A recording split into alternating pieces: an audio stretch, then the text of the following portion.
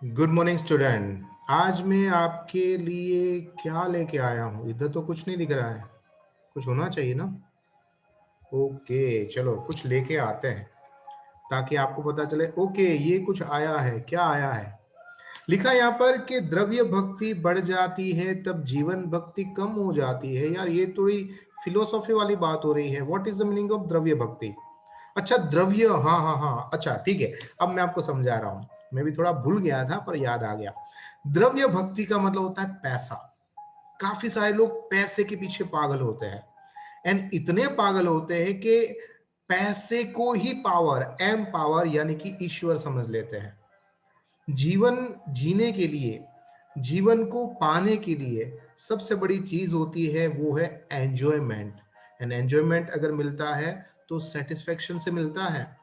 आजकल हालत ऐसी होती जा रही है कि जब लोग अमीर बनने के लिए कृत्रिम चाव में फंस जाते हैं, तब वह अंतःकरण की अमीरी की सुगंध खो देते हैं। एंड उसका पैसे की जो लालच है, तृषा है, वो ऐसी भयंकर बढ़ती रहती है, बढ़ती रहती है, बढ़ती रहती है कि वो उस अमीरी में से बाहर नहीं आ पाते हैं या उसकी प्यास से बाहर नहीं आ जाते हैं।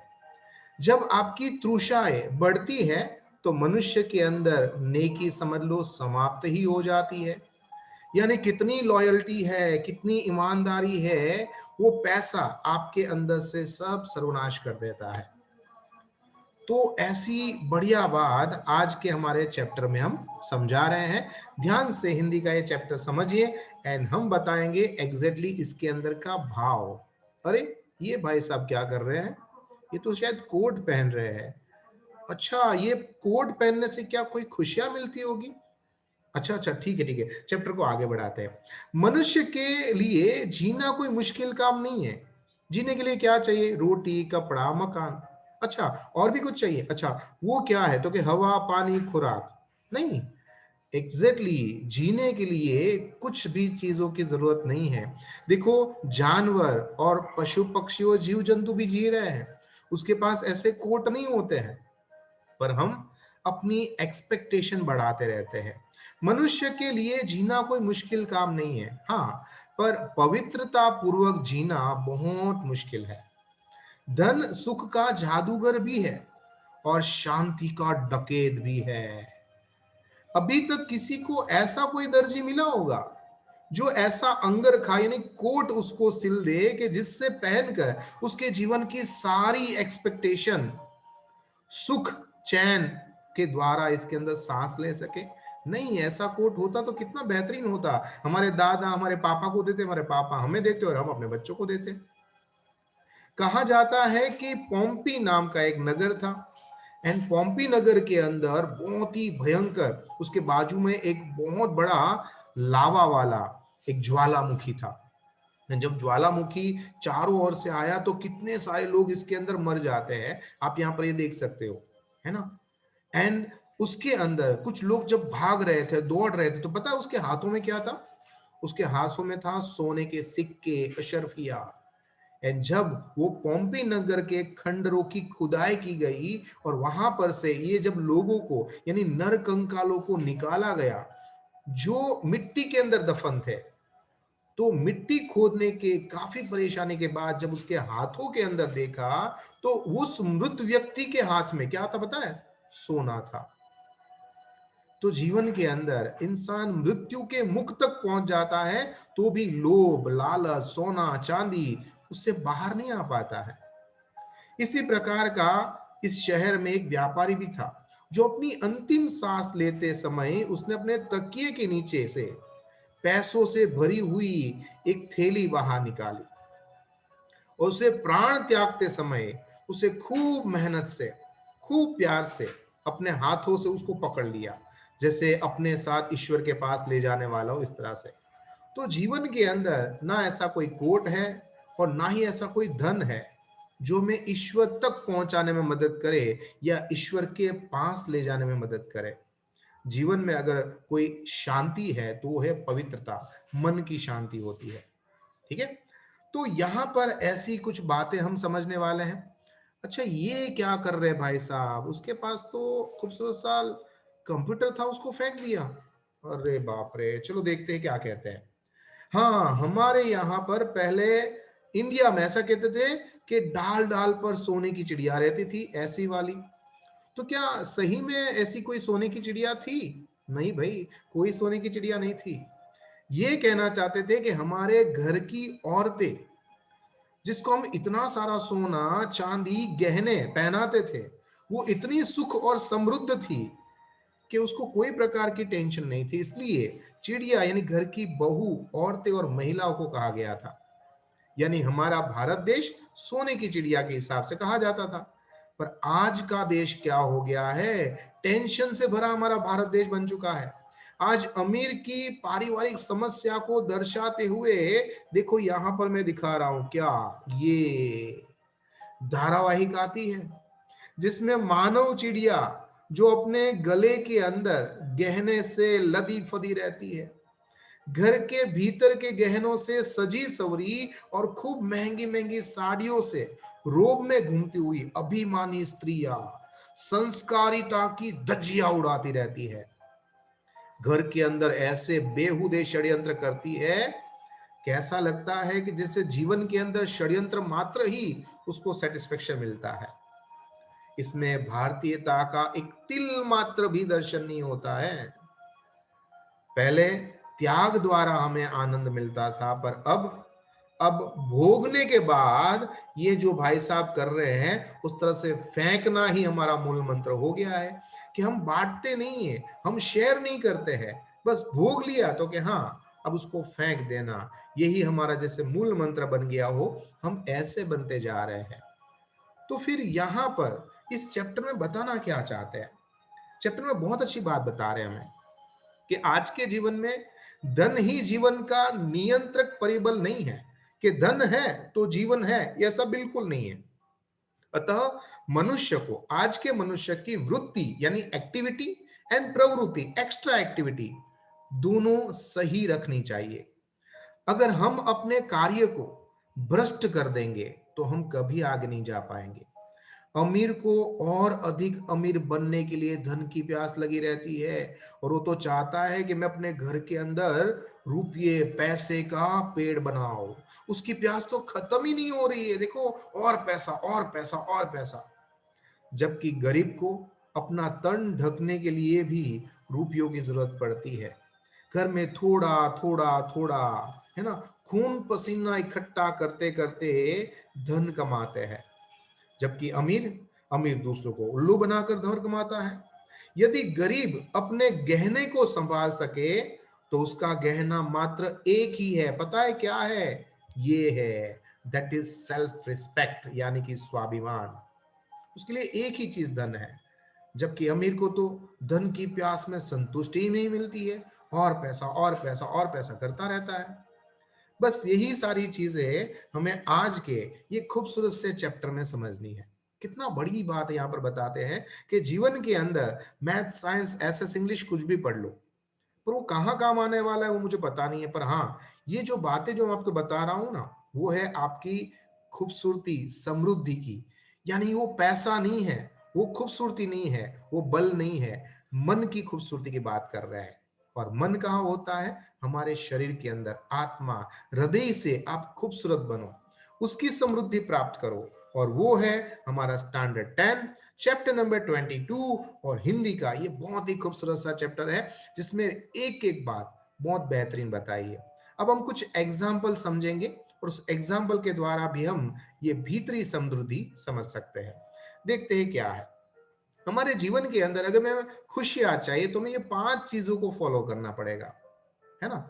अगर इस दुनिया में अगर पैसा नहीं होता तो क्या होता? पैसा नहीं होता तो शायद बार्टर सिस्टम हम एक दूसरे के साथ रहते।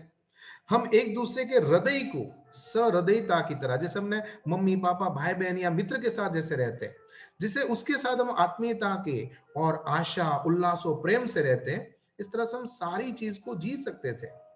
पर शायद तक जब से धन आया है तब से परेशानी हुई है। जब तक पैसे की खोज नहीं हुई थी तब तक मनुष्य के अंदर अमीरी नहीं थी, है ना, होशियारी नहीं थी, घमंड नहीं था।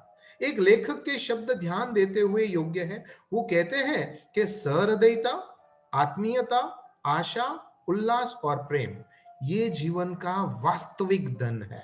यही सबसे बड़ा एम पावर यानी कि पैसा है। इस पृथ्वी में एक छोटे से अंश को पाने के लिए मुझे इतना सख्त मेहनत या परिश्रम करने की आखिरकार आवश्यकता क्या है? क्या जरूरत है मुझे? क्या मैं एक पेड़ के नीचे नहीं रह सकता हूं? क्या मुझे एक जोड़ी कपड़े के द्वारा नहीं जी सकता हूं? अगर मुझे वन टाइम खाना मिले तो नहीं रह सकता हूं? रह सकता हूं।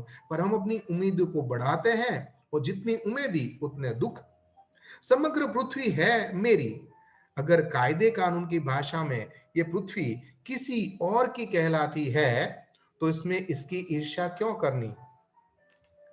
यह उसी की संपत्ति है जो इसका उपयोग करता है। अतः संपत्ति के मामले में मुझे क्यों ईर्ष्या करनी चाहिए? मैं रेल का किराया देकर देश भर की सैर कर सकता हूं। मेरा मन तो ताजगी सबर सुंदर हरी भरी जो घास है उसमें छोटे छोटे मैदानों के अंदर अपने मित्र भाई बहन के साथ घूमना फिरना चाहता हूं। म्यूजियम के अंदर जाके वहां पर जो कीर्ति स्तंभ है उसकी बारीकी से निरीक्षण करना चाहता हूं कि इसके शिल्प कितने सुंदर, इसके चित्र कितने सुंदर है। उसको मैं अपने फैमिली के साथ बांटूंगा और आनंद ले सकता हूं। जीवन के अंदर यही सबसे बड़ा सुख है। पर आईफोन चाहिए, अब आईफोन का ये वर्जन चाहिए, अब ये नहीं मिलता है, तब तक दुख। मुझे घर के अंदर एसी चाहिए, अब पंखे से भी तो इंसान जी सकता था। एंड जब पंखा नहीं था तब भी जी रहा था। पर हमारी उम्मीद बढ़ती है और हम दुखी होते हैं। बस पैसा जब से मिला है ना तब से परेशानी है। बाकी पहले तो सच्चा पैसा तो ये पांच ही चीज हुआ करती थी, है ना। तो आगे बढ़ते हैं, क्या कहते हैं आज के इस चैप्टर के अंदर इतनी सारी बेहतरीन बातें बताई गई है कि जो हमें समझते समझते शायद तक अपनी पूरी जिंदगी निकल जाए, है ना। और समझने वाले हैं ना 2 मिनट में भी समझ जाते हैं। अब यहाँ पर कुछ फोटोग्राफ्स हैं। ये हमारे लव एंड कुश के गुरु यानी वाल्मीकि जी हैं। ये है स्वामी राम तीर्थ जी, ये है स्वामी विवेकानंद जी, ये है दयानंद सरस्वती जी और ये है हमारे अरविंद जी। अच्छा, आप कोई बता सकते हैं इसके पास कितनी धन संपत्ति होगी इन लोगों के पास? नहीं। क्या इन लोगों के पास पैसा था, धन संपत्ति थी, कार थी, मोबाइल फोन था? नहीं। वाल्मीकि, स्वामी रामतीर्थ, विवेकानंद, दयानंद सरस्वती, अरविंद जी के पास आखिरकार कौन सा जमा पूंजी था, धन था? फिर भी क्या हम उसे गरीब कहेंगे? क्या गरीब कहने की हिम्मत करेंगे? नहीं, ये मन से खुश थे, ये मन से अमीर थे। इन सब को अपने साथ घर में लेकर जाने की जरूरत है, वो है खुशियां। क्योंकि जहां पर ये सब है वहां पर उसकी देखभाल एंड उसकी व्यवस्था जितनी अच्छी तरह से की जाएगी उससे अधिक देखभाल भी नहीं कर पाऊंगा। कहते हैं ना कि पैसा घर में आएगा ना तो उसकी प्रोटेक्शन बढ़ती है, इसकी सुरक्षा, इसमें गेट लगा, उस पर ताला लगा, उसके बाद वॉचमैन बिठाओ, उसको बंदूक दिलाओ, उसमें गोलियां डालो ताकि उसकी रक्षा करे। पर अगर पैसा घर में नहीं होगा तो क्या झोपड़े के ऊपर ताला होता है? नहीं होता है। और फिर भी वहां पर सब आते हैं जाते हैं, वहां पर चोरियां नहीं होती है। इस सृष्टि में मुझे इस प्रकार से अनेक चीजें प्रदान हुई है। वन में घूमने के लिए प्राणी हमारे साथ है, आसमान में खूबसूरत से नक्षत्र, हमें महकाते हुए फूल हमारे पास है, समुद्र है, हवा है, पशु है, पक्षी है, वृक्ष है हमारे पास। हमें दूसरे किसी चीज की आवश्यकता नहीं है।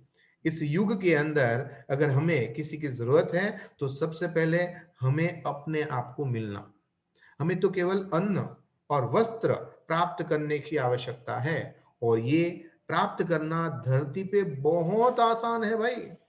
आसमान में खूबसूरत से तारों को देखो, खूबसूरत से वृक्षों को देखो, नदी के झरने को देखो, नक्षत्रों को देखो, आपको सारी खुशियां आपको आसानी से प्राप्त हो जाएगी। तो कितनी बढ़िया बातें हमें यहाँ पर समझाई जा रही है। अच्छा, एक एग्जाम्पल के द्वारा भी हम इसको समझेंगे, ठीक है। देखते हैं क्या कहना चाहते हैं इस एग्जाम्पल के अंदर। वो बहुत बढ़िया बात बता रहे हैं। भाग्य के सृष्टाओं में एक है जॉन डंकन। ये जो जॉन डंकन है जो कि स्कॉटलैंड के निवासी थे। ये बुनकर के गरीब पुत्र थे। बुनकर यानी कि जो ऊन, वुल होता है ना, वुल, वो बनाने वाले को या उसमें से कपड़े बनाने वाले को बुनकर कहते हैं। गरीब पुत्र की अमीरी का एक प्रेरणादायक उदाहरण है। ये बहुत ही समझने जैसी बात है। देखो, गरीब पुत्र पर था दिल से अमीर, इसलिए उसका प्रेरणादायक इंस्पिरेशन आपके लिए हो सकता है, मोटिवेशनल हो सकता है। ऐसा एक उदाहरण है कि जॉन डंकन बिल्कुल ही अनपढ़ गवार थे, संकुचित दृष्टि का, अशक्त मतलब शरीर भी इतना हट्टा कट्टा नहीं था, पीछे से कुबड़े थे, यानी कि पीठ में से जो ऐसा फोड़ा जैसा निकलता है उसको कुबड़ा कहते हैं। आर्थिक पैसे भी उसके पास नहीं थे और बहुत ही गरीब यानी कि कंगाल थे। ऐसे परिवार के पुत्र थे। जब वह अपने मोहल्ले से जो गुजरते थे तब सब बच्चे उससे चिढ़ाते थे कि कुबड़ा निकला, गरीब इंसान, अनपढ़ गवार निकला। बहुत बार तो लोग उसको पत्थर से मारते भी थे। उसे ढोर चराने का काम शुरू कर दिया। ढोर बोले तो एनिमल, गाय भैंस बकरियां। और उसके मालिक ने भी उसके साथ बहुत अत्याचार किया, कभी ज्यादा कभी कम पैसा देता और उसके साथ बहुत ज्यादा काम करवाता था, इस तरह से परेशान करता। कभी कभी तो जॉन डंकन को निचोड़ते निचोड़ते, यानी जो कपड़े जो है उसको निचोड़ने का काम सौंपा जाता। कभी कभी उसको भेड़ बकरियों के साथ सोना पड़ता, उसके जैसा खाना खाना पड़ता, और वहां पर ही उसको कपड़े निचोड़ते निचोड़ते ठंड के अंदर कांपते कांपते पूरी रात गुजारनी पड़ती थी। एक दिन जॉन डंकन की इच्छा हुई कि वो पढ़ाई करना सीख ले तो बहुत अच्छा होगा। कुछ समय के पश्चात जब वो बुनाई के काम पर गए तब उसने स्कूल में पढ़ने वाली एक 12 वर्ष की लड़की ने उसे पढ़ाई की विनती की कि भाई अगर आप मुझे थोड़ा पढ़ा दो। तो जॉन डंकन की बात उस लड़की को समझ में आई होगी। 16 वर्ष की उम्र में जॉन डंकन ने मूल अक्षर यानी क ख ग, जो हम एबीसीडी 5-6 साल में सीखते हैं, फर्स्ट सेकंड या सीनियर जूनियर में सीखते हैं, वो 15 या 16 साल आपकी उम्र में उसने पढ़ना शुरू किया। और उसके बाद वो बहुत ही जल्दी से पढ़ना लिखना सीखते गए। पहले तो जंगल में इधर उधर भटकने का कारण उसको वनस्पति की काफी अच्छी जानकारी हो गई थी, और उसके कारण से उसको लगा कि मैं वनस्पति के ऊपर कुछ लिखूं। वनस्पति शास्त्र का उसने ग्रंथ खरीदने के लिए उसके अंदर 5 शिलिंग, ये करेंसी का नाम है शिलिंग, तो 5 शिलिंग जमा करने के लिए खूब जी तान मेहनत की। और उसके बाद उसने 5 शिलिंग में से वनस्पति शास्त्र का एक ग्रंथ खरीदा। वनस्पति शास्त्र का गहरा अध्ययन करने का, उसके विषय में पंडित बना दिया। अब उसकी पढ़ाई में इतनी रुचि होने लगी कि वो 80 वर्ष की उम्र में भी, सोचिएगा 80 इयर्स, वृद्धावस्था में भी एक पौधा प्राप्त करने के लिए करीबन 12-12 माइल तक पैदल जाते थे एंड वहां से वो पौधा लेके आते थे एंड उसको समझते थे, जानते थे। देखो, ये है पढ़ने की खूबी, ये है जानने की जिज्ञासा। विद्यार्थी तभी जब आपकी जानने की जिज्ञासा बढ़ाए। जिस दिन आपकी जिज्ञासा खत्म, क्यूरियोसिटी खत्म, मतलब आप स्टूडेंट भी खत्म। ये बहुत अच्छी बात है, ध्यान से सुनिएगा। आगे क्या बताते हैं। उसका शरीर बहुत ही दुर्बल था, जीर्ण शीर्ण पहनावा था, पर उसके दिमाग की करामत बहुत ही अद्भुत थी। एक बार उससे एक अमीर आदमी मिला।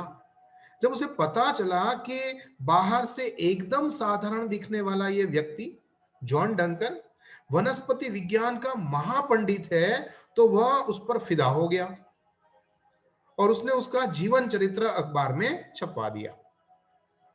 उसने उसके पढ़ के बहुत सारे लोगों को जॉन डंकन के पास काफी बड़ी बड़ी रकम चेक के द्वारा, कैश के द्वारा भिजवाने लगे कि आप बहुत अच्छा काम कर रहे हो, ऐसा काम करते रहो। इन लोगों ने जॉन डंकन को बहुत सारा पैसा भिजवाया, परंतु उसने इस धन को अपने लिए प्रयुक्त नहीं किया। देखो, उसने अपने वसीयतनामे में लिखा था कि मुझे प्राप्त हुई सारी की सारी धनराशि का उपयोग गरीब विद्यार्थी के प्राकृतिक विज्ञान यानी वनस्पति विज्ञान, प्रकृति का विज्ञान के अध्ययन के लिए लगाया जाए, और उसको प्रोत्साहन देने के लिए स्कॉलरशिप तथा पारितोषिक भी उन लोगों को दिया जाए, ताकि बच्चों को, विद्यार्थी को प्राकृतिक विज्ञान या वनस्पति विज्ञान में रुचि बढ़े।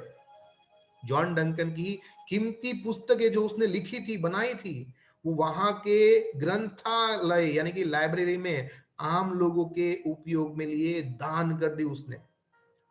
देखो कितने ही खुश हुए होंगे। क्या इसके पास पैसा था?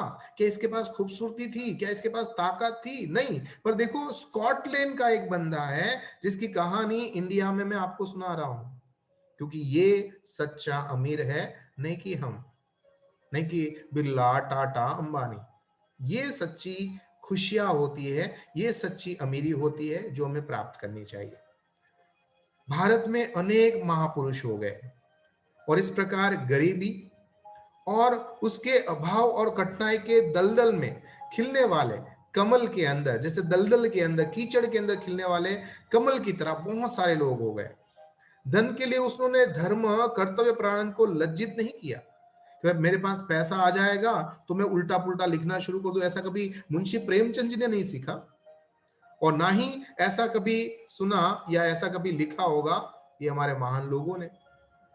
ये जो है that is Socrates ji. Socrates बहुत ही अच्छे व्यक्ति में से एक थे। ऐसा कहा जाता है जीवन के अंत में जब उसको जेल के अंदर जहर के द्वारा उसको फांसी चढ़ाने का उस वक्त नियम था, तो जहर दिया जा रहा। देखो ये सोक्रेटिस जी है और इसने ये सोचा था कि मैं जिस शहर में रहता हूं उस शहर के लोग ही उसके फांसी पे चढ़ा रहे हैं। तो उसने बोला कि जिस शहर में मैं रहता हूं, क्या वो शहर के लोग अगर मुझे प्यार करते हैं तो मैं उसको स्वीकार करूं, और जब वो लोग फांसी पर चढ़ाए तो मैं उसको मना कैसे कर सकता हूं। लोगों को ये भी सिखाना जरूरी है। मुंशी जी ने कभी खराब पुस्तकें या खराब बातें नहीं लिखी, तो ये है उसकी मन की खूबसूरती। एंड ये ही भीतरी समृद्धि है, पैसा है। धन के लिए उन्होंने धर्म कर्तव्य परायण को कभी लज्जित नहीं किया। द्रव्य यानी कि पैसे के लोभ में उसने अपनी नीयत कभी खराब नहीं की। पद या प्रतिष्ठा के लिए उसका कभी भी ईमानदारी का साथ छोड़ा नहीं। मनुष्यत्व अर्थात उदारता एंड उदारता के प्रयोग के लिए प्राप्त होने वाला जो देवीय वरदान है उसको समझो। हम किताबों में पढ़ते हैं प्यार, उदारता, ईमानदारी से रहना चाहिए, आपसी सहकार और एकता में हमारा बल है, पर क्या हम उसको फॉलो करते हैं? इसलिए मुंशी प्रेमचंद जी का कहा कि मनुष्य यदि उदार बनता है तो वो देवदूत, और अगर यदि नीच बनता है तो वो शैतान। इंसान के अंदर दोनों रूप है, वो आपके ऊपर डिपेंड है कि आप कैसा बनना चाहते हो। सोक्रेटिस के मत के अनुसार दुनिया में सम्मान पूर्वक जीने के लिए सबसे सरल एंड आवश्यक उपाय है कि आप अपने आप को जैसा बाहर दिखाना चाहते हो वैसा ही भीतरी बनो। अगर आप बाहर खूबसूरत हो तो अंदर से ही उतनी खूबसूरती होनी चाहिए, है ना। कितनी बढ़िया बात बताई। वास्तव में मनुष्य स्वयं का ही विरोधी है। कभी कभी बोलता कुछ और है, करता कुछ और है, फिर कहीं पर भी वो मैच नहीं होता है और वो अपने आप से फिर नफरत करता है। हम अपने सद्गुणों को स्वार्थ की बेआवाज बुलेट से छलनी करते रहते हैं जीवन भर। बाहर ही नहीं, अंदर से श्रीमंत अथवा अमीर बनना ही पैसा पचाने की कला है। ये बात को आपको सीखनी चाहिए, समझनी चाहिए, और यही सच्चा धन है, यही सच्ची दौलत है। ये यहाँ पर बहुत ही अच्छी तरह से इस चैप्टर में हमें बताया। हमारे इसके लेखक है डॉक्टर चंद्रकांत मेहता जी। गुजरात यूनिवर्सिटी के उप कुलपति के हिसाब से रह चुके। गुजराती और हिंदी दोनों में उसकी बहुत ही अच्छी रचनाएं मिली, जिसमें यहाँ पर आप देख सकते हो जिंदगी ने जीतवी छे, પડકાર ने पहुंची वळવું छे, स्पंदनना प्रतिबिंबो, हइये हइये हइये हइये हलचल। इतना बेहतरीन। इवन इतना ही नहीं, जो यूपी है वहां पर हिंदी सबसे ज्यादा बोली जाती है एंड लिखी जाती है, पर हमारे लेखक गुजराती है एंड वहां पर भी उसने हिंदी में इतना अच्छा लिखा कि यहां पर लिखा है कि साथ साथ चल रही किरण निबंध संग्रह। दूसरा जो मुझे बहुत अच्छा लगता है वो है दिया जलाना कब मना है। यूपी की सरकार ने उसको देखा, जाना और उसने एक वहां पर सौहार्द सम्मान से हमारे डॉक्टर चंद्रकांत मेहता जी को सम्मानित किया। इतनी बेहतरीन बहुमुखी प्रतिभा वाले, हिंदी, संस्कृत, प्राकृत और गुजराती के अंदर अपना बेहतरीन कमांड वाले, अगर इसका हमें निबंध पढ़ना हो या समझाना हो तो मुझे लगता है कि निबंध भले पढ़ने में 10 मिनट लगे पर समझाने में मुझे तो 4-5 घंटे निकल ही जाएंगे, क्योंकि यहाँ पर सिर्फ इतना नहीं बताया है कि धन कैसा कमाना चाहिए, महल कैसे बनाना चाहिए, ऐशो आराम कैसे करना चाहिए, पर यहाँ पर यह बताया गया है कि धन, पैसे, कपड़े से आपको खुशियां नहीं